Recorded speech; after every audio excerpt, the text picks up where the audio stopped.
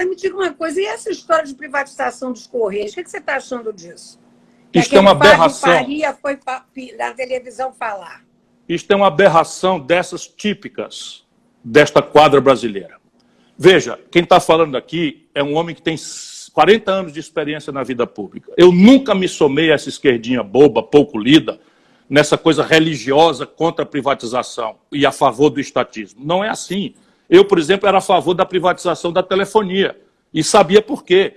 Porque a telefonia no Brasil estava colapsada porque o Estado não tinha capacidade de ciclagem tecnológica, nem de expansão. E você lembra, apesar de muito jovem, que os cadernos de classificado dos jornais eram oferecendo linha telefônica por um valor no mercado clandestino. Pois é. Quem me dera que eu fosse jovem para não lembrar disso. Como me Não, mas isso foi ontem. Então está claro para mim por que tinha que privatizar telefonia. Embora o marco da privatização tenha sido fraudado, a agência reguladora não funciona e hoje nós temos um oligopólio que cobra do brasileiro a maior tarifa do mundo. Mas vamos voltar aqui ao Correio. O Correio não é isto. O Correio dá lucro, que o brasileiro fique sabendo, os Correios brasileiros dão lucro.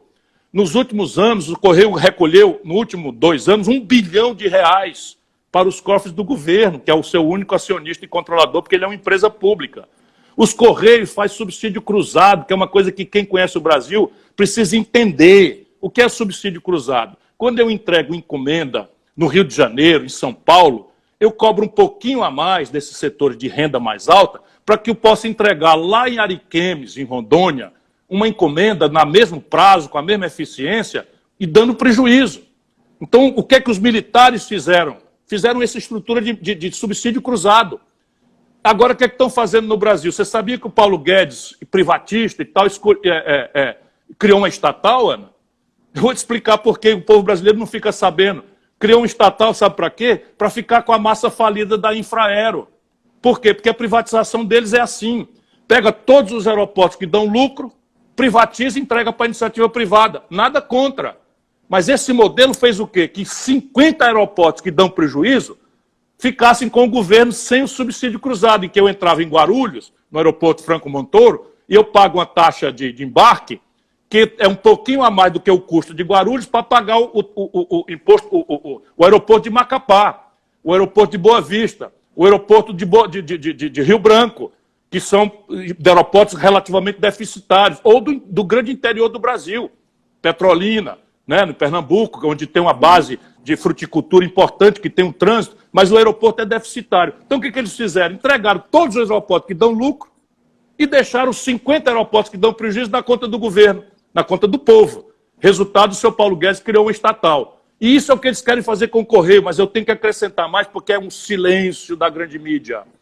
Interesses absolutamente promíscuos, não deixam a gente explicar para a população o que está acontecendo. Sabe o que é que na lei que eles deram agora, que aprovaram hoje, essa maioria irresponsável do poder político brasileiro na Câmara? Vou te dizer, eles aprovaram uma leizinha lá, um artigo da lei, que diz que quem comprar, a iniciativa privada que comprar, que deve ser uma multinacional, fica com monopólio 5 anos. Não pode abrir nenhuma concorrência contra eles por 5 anos, renováveis por mais 5.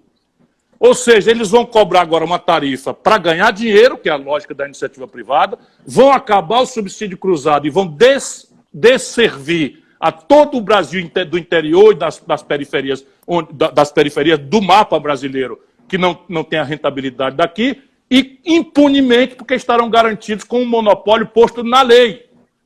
Esse é o capitalismo desses canalhas. Porque se fosse uma coisa para concorrência, ok. Nós estaríamos garantidos, então, que se eles falhassem aqui, um concorrente ia entrar por lá. Mas não é isso que eles estão fazendo. Propuseram 5 anos de monopólio para quem privatizar, renováveis por mais 5. Canalhas. É a única palavra que eu posso dizer. Seu Bolsonaro, seu Paulo Guedes e essa gente que está destruindo o Brasil. Eu tenho uma história para valer e, olha, se um dia chegar à presidência do Brasil, tudo isso será apurado e chamados as responsabilidades. Eles venderam a BR... Eles têm que pagar por isso, né? Tem que pagar por isso. O Brasil precisa parar de passar pano para bandido de alto nível, sabe, de engravatado. É verdade. Deixa eu te dar mais algumas roubalheiras. Algumas roubalheiras do modo Bolsonaro Guedes de fazer. Pegaram a carteira de ativos do Banco do Brasil. Escuta, Ana. a carteira de ativos do Banco do Brasil, 3 bilhões e 700 milhões de reais. E o Banco do Brasil, fundado por Dom João VI, tem uma subsidiária que é criada só para isso, para recuperar créditos que estão com dificuldade de ser pagos na data certa. Bota na conta do prejuízo, desconta do imposto de renda e fica ali os escritórios de advocacia cobrando e tem um fluxo. Pois bem, essa gente, Bolsonaro, grande corrupto, entregou a carteira de ativos do Banco do Brasil pela primeira vez na história, desde Dom João VI, para o BTG. Sabe por quanto? Por 300 milhões de reais em números redondos. Que horror! 3 bilhões e 700 mil. Mas tem mais. Sabe o que o Bolsonaro fez? Aí quando eu denunciei, sabe o que aconteceu? Ele afastou o presidente do Banco do Brasil, a grande mídia não diz nada, porque o BTG é um grande financiador da mídia, não é? E faz com que todo mundo fique calado diante dessas falcatruas. Mas tem mais. Pegaram a BR Distribuidora, que é o filé do grande negócio de integração da Petrobras. A Petrobras é uma empresa que tem um valor estratégico, porque ela vale aquilo que dizia o slogan, do poço ao posto. Ela sabe desde de fazer prospecção, pesquisa, lavra, extração, refino, distribuição, gasolina, óleo diesel, querosene de aviação e coisa. Sabe o que eles fizeram? Com o filé do negócio, que só dá lucro. Venderam, sem consultar ninguém, pelo preço das ações de varejo. Quando você vende o controle, como eles fizeram, as ações podem valer até 2, 3 vezes mais. Venderam pelo valor de varejo. Sabe o que eles fizeram? Pegaram a carteira de ativos do BNDES, corruptos, seu Paulo Guedes, seu Bolsonaro, são corruptos.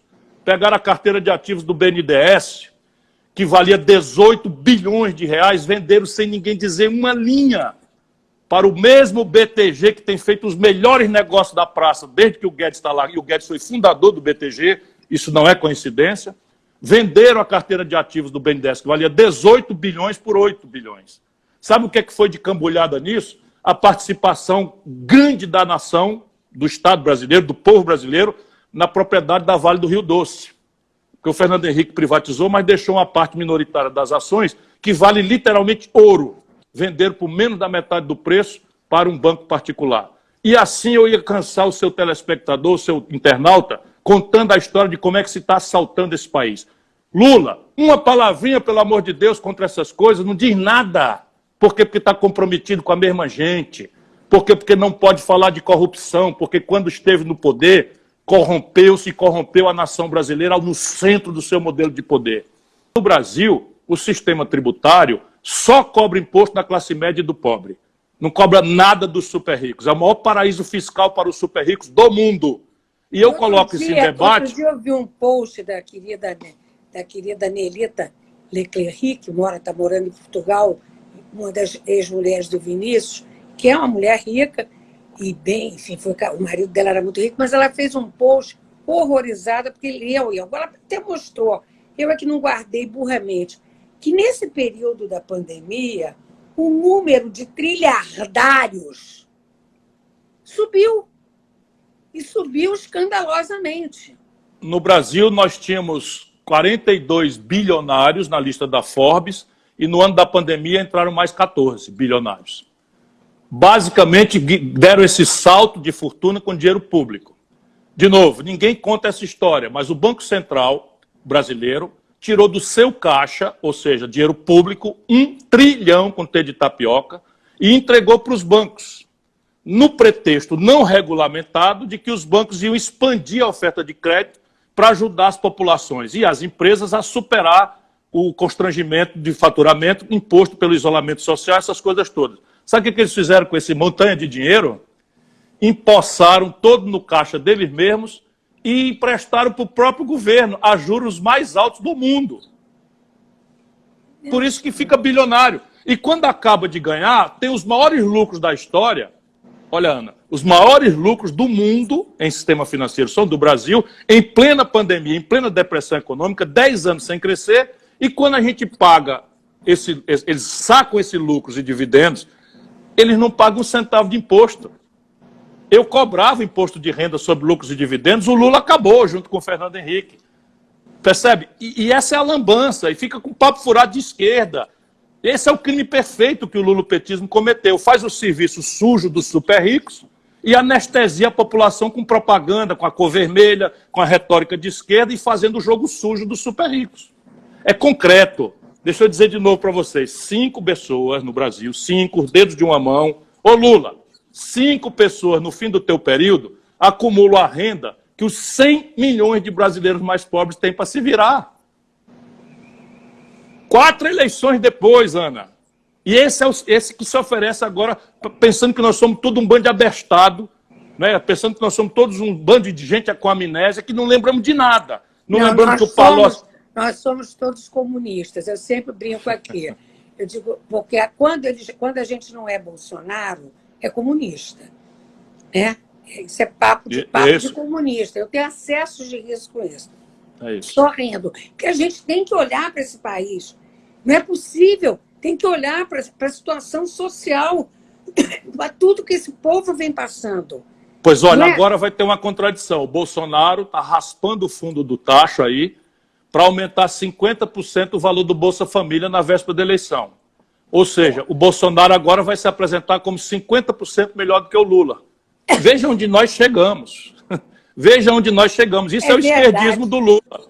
Não é? Não, nós estamos no fundo. E pior não é do Lula. Pior é o Lula levar gente boa do PSOL, gente boa do Partido Comunista do Brasil, tudo para essa lambança. Isso é que é a tragédia brasileira, sabe? Intelectuais importantes. Um homem como Leonardo Boff, vi hoje, né, fazendo pressão em cima de um artista, porque o artista tem uma simpatia por outro candidato que não é o dele. O cara fazendo com a presunção de que o Lula é o melhor. Melhor por quê?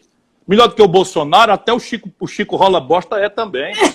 Melhor do que o Chico Rola Bosta. Rola Bosta é o nome de um besouro. Um besouro muito famoso no Piauí. O Chico Rola Bosta é melhor do que o Bolsonaro. É tudo isso que nós vamos oferecer ao povo brasileiro? O Chico Rola Bosta é melhor do que o Bolsonaro? Assim não dá, meu irmão. Assim não dá mesmo.